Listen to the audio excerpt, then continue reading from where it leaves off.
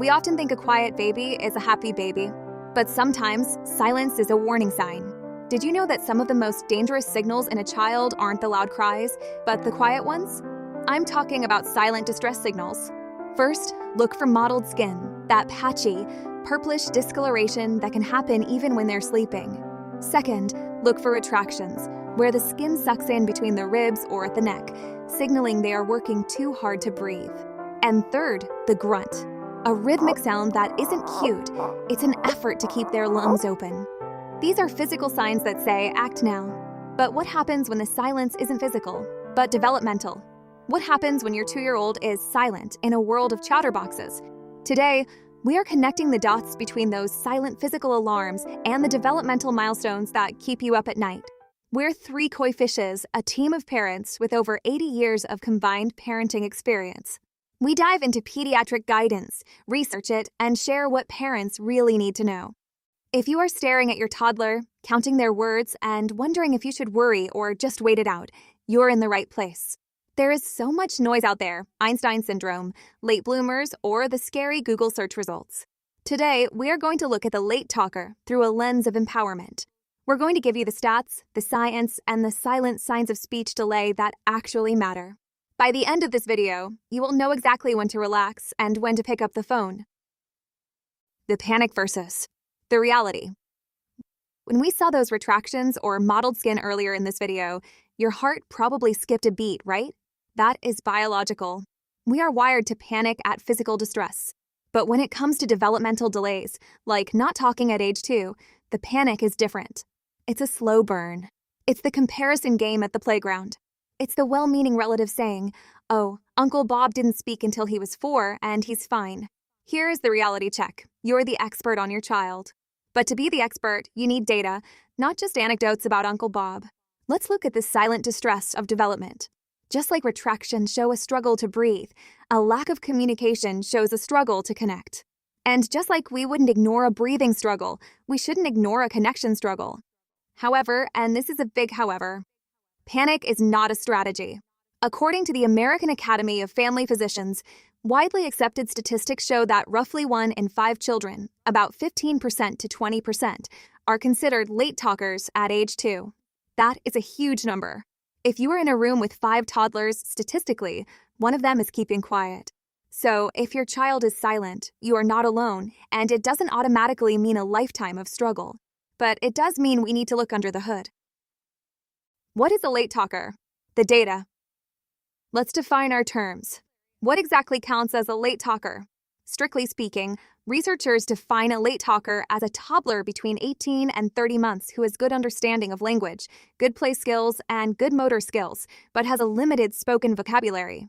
Specifically, at 24 months age 2, the CDC milestone used to be 50 words. But recently, guidelines have shifted to prioritize what the child is doing with those words. Generally, we are looking for a vocabulary of about 50 words or more, and combining 2 words together, like more milk or daddy go. If your child is 24 months old and has fewer than 50 words and no 2-word combinations, they fit the late talker profile. Now, here's the statistic that will help you sleep tonight, but also keep you vigilant. Research from the Hannon Center indicates that late bloomers, kids who catch up on their own, make up a significant chunk of this group. In fact, nearly 70% of late talkers appear to catch up to their peers by kindergarten. Sounds great, right? You might want to turn off the video and say, "Great, I'll wait." But here's the catch. That leaves 30% who do not catch up without help. And those children often face persistent language difficulties that impact reading, writing, and socializing later on. The million-dollar question is, which group is your child in? The 70% or the 30%? We cannot predict the future, but we can look for the silent signals that differentiate a late bloomer from a child who needs support. The silent signs when to call. Remember the physical distress signs? Retractions, grunting? In speech, the distress signals are rarely about the words themselves. They are about communication. If you are deciding whether to call the pediatrician, stop counting words for a second and look at these 3 factors. Factor 1. The power of the point. Does your child point to things they want? More importantly, do they point at things just to show you? If a plane flies over, do they look at you? point at the plane, and look back at you? This is called joint attention. If your child is not talking and not pointing or using gestures to communicate, that is a red flag. That is a silent distress signal of development. Factor 2, comprehension. Do they understand you? If you say, "Go get your shoes," without pointing at the shoes, do they do it? Late bloomers usually have excellent understanding. They know what you're saying, their mouth just hasn't caught up yet. If your child seems tuned out or doesn't consistently respond to their name, we need to dig deeper. Factor 3, the social spark. Are they trying to engage? Do they bring you toys? Do they smile when you smile? Communication is social. If the social motivation is missing, waiting for words to appear is like waiting for a car to start without a battery. If you see gaps in pointing, understanding, or social engagement, call the pediatrician. Do not wait. Why? Because early intervention is not about fixing your child. It's about giving them tools. Neurodiversity and unique wiring. Now, I want to have a heart-to-heart about the A word, autism. Many parents of late talkers are terrified of this possibility. They see the silence, and they fear the label. But remember what we said at the start of the video? You are in the driver's seat. If your child is late to talk because they are autistic or neurodivergent, knowing this early is a superpower. It changes how you support them. For example, traditional advice might say, force them to speak for a cookie. But neurodiversity affirming care says, let's see how they communicate best. Maybe they use their hands. Maybe they use an AAC device. Did you know that using sign language or devices actually increases verbal speech? It doesn't stop it. It takes the pressure off. And let's go back to those distress signals. Sometimes, what looks like a behavior problem is actually a distress signal. If a child can't speak, they might scream, grunt, or shut down.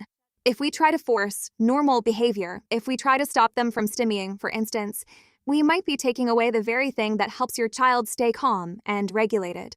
When you are building your support team, look for neurodiversity affirming care. This means finding therapists who don't want to make your child less autistic or more typical, but instead want to work with their unique wiring. You want a team that asks, how can we help this child connect, not how can we make this child obey? The action plan. So, let's summarize. When do you relax and when do you act? First, relax, but stay engaged if 1. Your child is meeting all other milestones, motor, social. 2. They understand what you say. 3. These gestures like pointing and waving. 4. They are steadily adding new words, even if it's slow. Next, call the pediatrician and self-refer to early intervention if 1. They have fewer than 50 words and no 2-word combos at age 2. 2. There is no pointing or waving. 3. They don't seem to understand simple instructions. 4. They have lost skills they used to have. Or 5. And this is the most important one if your gut tells you something is up. You never need a doctor's permission to get an evaluation. In the US, you can call early intervention yourself. Parenting is the hardest job on the planet. Whether you are watching for retractions in a newborn or counting words in a toddler, the anxiety is real. But remember, anxiety is not intuition. Data is your friend. Support is your fuel. Do you want to know the 3 critical questions to ask every provider before you hire them? We have a resource for that. Check out our other video in the description below, called Your Child's Autism Diagnosis, the First 90 Days. And if this was helpful, please subscribe for more guidance on the journey ahead. You've got this.